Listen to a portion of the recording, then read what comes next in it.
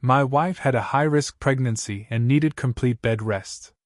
One day, our neighbor came screaming at our window because the trash bins were still out. I told him calmly that I'd been tied up taking care of her. He said, "Then maybe you shouldn't have gotten her pregnant." A week later, Sanitation reported us for yard neglect. When I checked the HOA complaint form, his name wasn't listed, but the handwriting matched the get well card he'd left us months before. And when I traced that letterhead, I uncovered something that connected him to my wife's first miscarriage. My wife Sarah and I moved into a quiet HOA-run neighborhood in Pasadena, California 2 years ago. It was one of those planned communities with tree-lined sidewalks, matching mailboxes, and neighbors who smile at you but stare too long. We thought it would be a good place to settle down after losing our first baby the year before. That loss broke us in ways I don't even know how to describe. It wasn't just the miscarriage, it was the silence afterward. The not knowing why. The doctor said stress might have played a role, but there was no clear cause. We moved, trying to escape the memory of it. We were hopeful but cautious when Sarah got pregnant again. She was 35 and already considered high risk. Around the 20-week mark, her OB told us she needed strict bed rest. Not the kind where you still run to the kitchen or take short walks. The real deal. No walking, no stress, no strain. It was all on me now, cooking, cleaning, taking her to appointments, handling every damn thing, including my remote job. That's when I started slipping on stuff like taking out the trash bins. Nothing major, just forgot to bring them back in after pickup day. Then came him. Ken Lowry, our next-door neighbor. Retired Navy. Probably in his early 60s. Always wore the same plain cargo shorts, tucked-in polo, and white sneakers that never had a speck of dirt. His house and yard looked like something out of a catalog. He was always out front, watering, pruning, watching. At first, he seemed like just a grumpy guy who cared too much about rules. He'd warned me once before about edging the lawn more often. "Some of us like to keep the place looking nice," he'd said, arms crossed. But one afternoon, everything changed. It was a Tuesday. I remember because trash pickup was that morning. I'd been up most of the night with Sarah. She'd had stomach cramps and couldn't sleep. I was cleaning the kitchen and heating up soup for her when I heard banging. Not knocking, actual banging on our front window. I looked outside and saw Ken standing there, fuming. "Your damn trash bins are still out," he shouted through the glass. I opened the window just a few inches. "Sorry. I've been taking care of my wife, she's on full bed rest." I've had my hands full. He didn't even blink. Just sneered and said, "Then maybe you shouldn't have gotten her pregnant." I froze. My hands gripped the window frame. I could feel my face getting hot. I said nothing. Just closed the window, slowly, and pulled the blinds down. I didn't want to give him the reaction he wanted. But I was shaking inside. 1 week later, a letter from the city showed up. Yard neglect warning. Someone had reported us for leaving the bins out too long and for weeds growing near our front steps. I went straight to the HOA office and asked about the complaint. The lady at the desk looked annoyed but handed me a copy. No name on it, just a handwritten note with a bunch of citations from the community rules. Sloppy handwriting, slanted, with weird loops and sharp hooks. I went home, sat down at the dining table, and pulled out a card we'd gotten months before. It was a get-well card Ken had dropped off after Sarah first went on bed rest. It had seemed out of character at the time, simple, just said, "Wishing you both strength. Let me know if you need anything. Ken L." But the second I laid the card next to the complaint, it clicked. Same handwriting. Same weird way he made lowercase t with a flat cross. Same loop on the Y and U. I felt this pit open up in my stomach. He hadn't signed the complaint because he knew it'd trace back to him. That night, I started watching him. Every morning, like clockwork, Ken left his house around 5:30 a.m. He walked up and down the sidewalk with a flashlight and what looked like a clipboard. I saw him stop in front of our place twice. Once he even bent down and took a photo of our grass. I snapped a picture of him through the blinds. I started a file on my laptop. Ken evidence. Photos. Notes. Dates. Screenshots of the city warning. The complaint. The card. All of it. Then something hit me hard. That first miscarriage we'd had? It happened after something eerily similar. Back then, we were renting a place across town in Altadena. 2 weeks after moving in, someone had left a typed note under our windshield. Take care of the side yard. This isn't a trailer park. We thought it was some jerk neighbor trying to scare off new tenants. 3 days after that note, we got a formal code enforcement warning for debris along the fence and visible junk. We had maybe one broom and some moving boxes outside. Nothing major. Sarah broke down crying. I remember her sobbing that night, thinking we were being targeted. She barely slept for days. The miscarriage happened 2 weeks later. I kept a copy of that old complaint from Altadena. I pulled it out of a moving box in the garage. Different address listed as sender. Same style of writing. Same types of phrases. It was too specific to be coincidence. I looked into public property records. The owner of that Altadena rental before us? Kenneth Lowry. He sold it 6 months before we moved in. It didn't even register at the time. That meant he had eyes on us back then. And now he lived next door. I started searching deeper. I found an old Reddit post from someone who had lived on that same block. They described a neighbor who left anonymous notes about weeds, filed fake complaints, and had a black dog with a red collar. Said he used to time neighbors to see how long their bins stayed out. Ken has a black lab named Rusty. Same guy. I sat in the dark that night, going over every moment in my head. Every stressor. Every warning. Every time Sarah had cried and told me she felt like she was being watched. This man had been there through both pregnancies, first from a distance, now right next door. He didn't just hate us. He targeted us. And I had no idea why. That's when I decided to do something about it. I started documenting everything. Every morning he walked past. Every time he paused at our yard. Every note or warning that came our way. I even set up an old phone facing the window on a time-lapse app just to catch him if I wasn't watching. But I didn't want to go to the police yet. Not without more. I needed something bigger. Something that proved intent. Malice. That he wasn't just an annoying neighbor, but someone who wanted to cause pain. Then something happened that forced my hand. One night, Sarah woke up crying. She'd had a nightmare, said someone was standing outside our bedroom window. She couldn't see clearly, but swore she heard the sound of something scraping the stucco. I told her it was probably the wind or a branch, trying to calm her down, but I couldn't sleep after that. At 2:43 a.m., I went outside with a flashlight and walked around the side yard. I found fresh shoe prints in the dirt. Right outside our bedroom.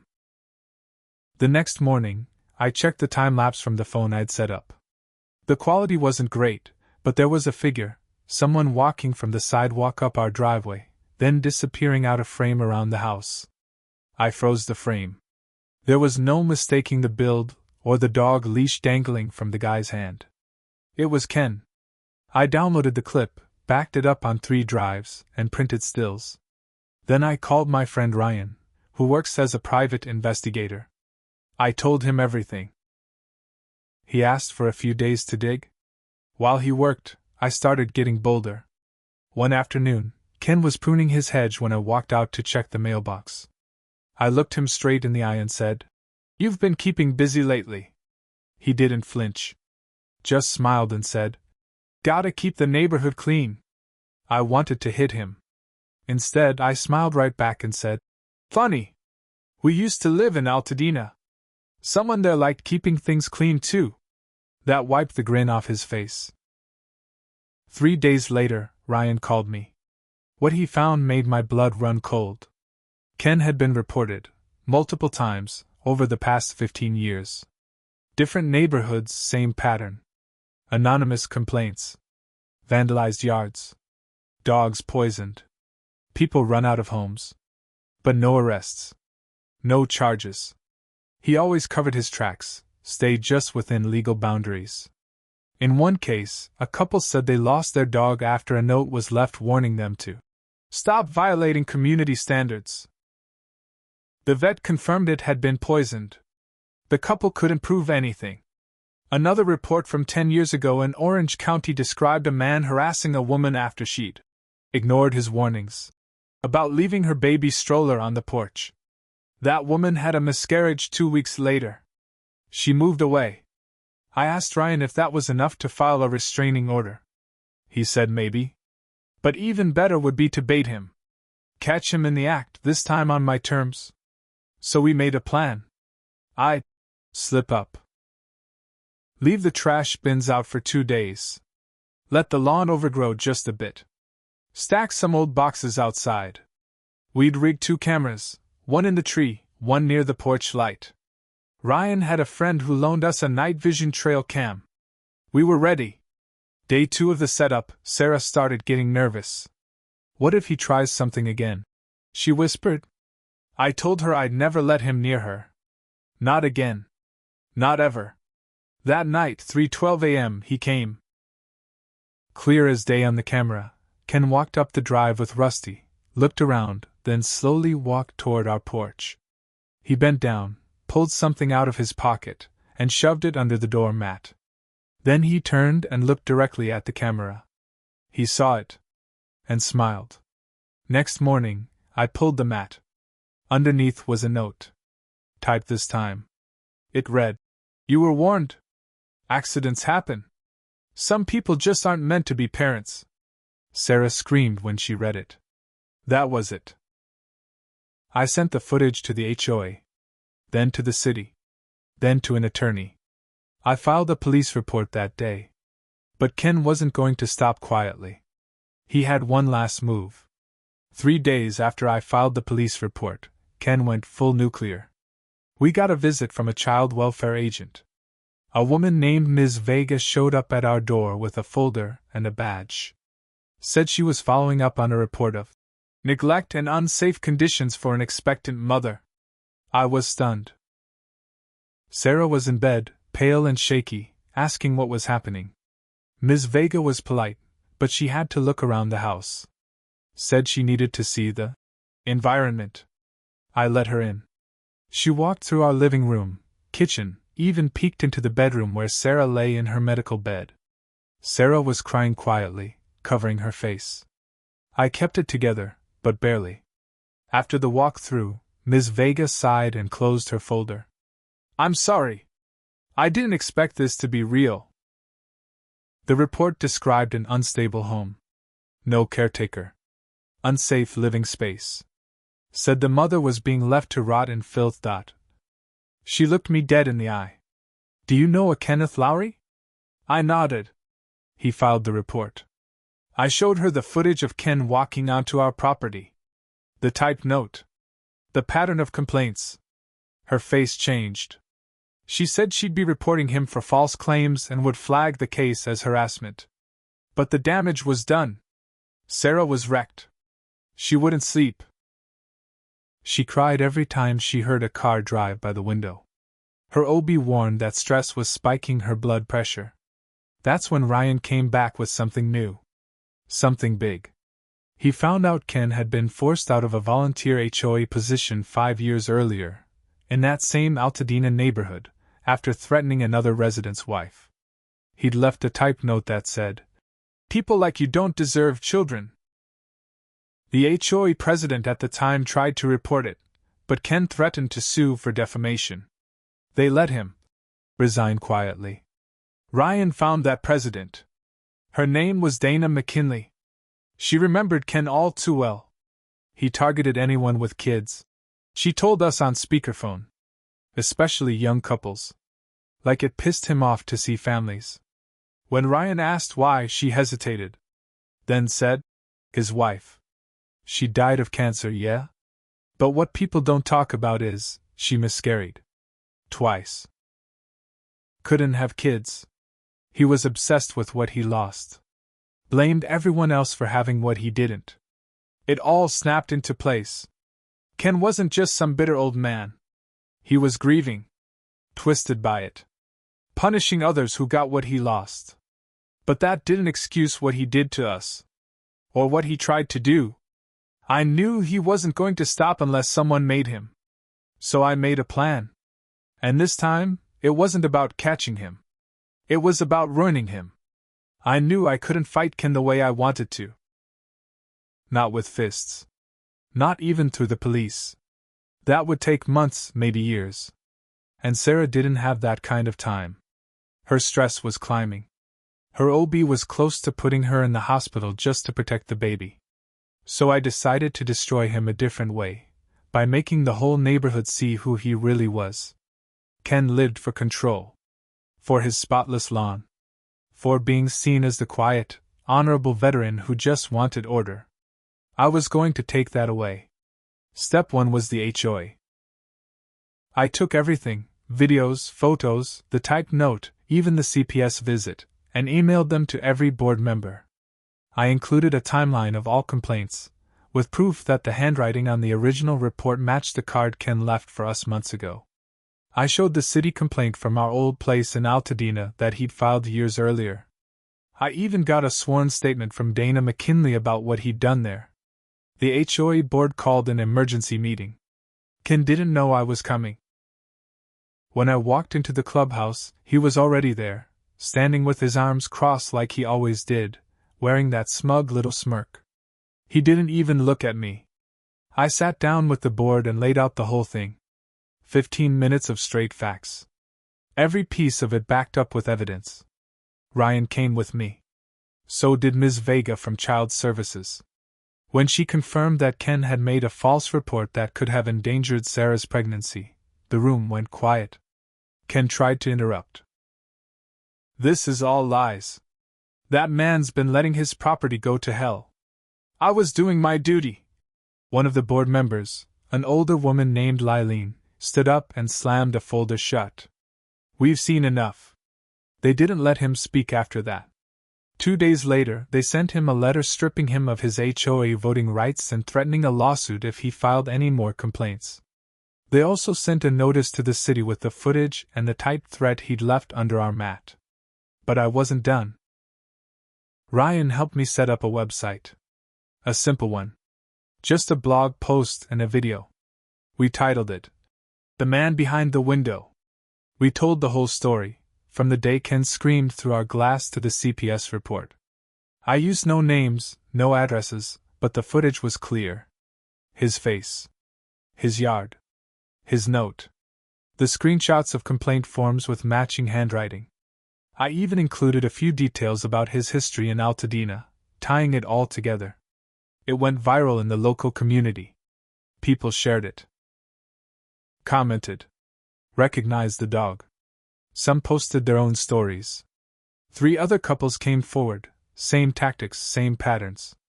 One woman said he left a note on her door saying her crying baby was a public nuisance. The pressure mounted. 3 weeks later, Ken had a for sale sign in his yard. One of the neighbors told me he was forced to drop the price twice. No one wanted to live next to the guy from the video. I thought it was over. Until I came home one afternoon and saw our front window shattered. Police said it looked like a rock thrown hard from the street. No fingerprints. No witnesses. But I knew who did it. I just couldn't prove it. That night, I stood in the living room, holding Sarah while she sobbed. "He won't stop," she whispered. "He's going to hurt us." I stayed awake until sunrise, sitting by the front door with a bat in my lap. But Ken didn't come back. Not that night. Not ever. The house was quiet the day he moved out. No goodbyes. Just a moving truck and a cab. He left Rusty with someone else. I watched him hand the leash off. That dog didn't deserve him anyway. 2 weeks after that, Sarah gave birth. Early but safe. We had a daughter. We named her Grace. The first time I held her, I cried. Not because we made it. But because we almost didn't. I'd like to say I forgave him. That I let it go. But that would be a lie. Because the truth is, I think part of me became like him. Obsessive. Vengeful. Focused on making him pay instead of focusing on Sarah. I caught myself yelling at the new neighbor's kid for leaving a scooter on the sidewalk last week. It scared me. Maybe that's what trauma does. It passes through people. One man loses everything, turns bitter, and starts taking it out on others. Then someone else, like me, gets pulled into the cycle. But I'm trying. Every day. I'm just glad I saw the monster next door before it was too late. And I made damn sure the rest of the world saw him too.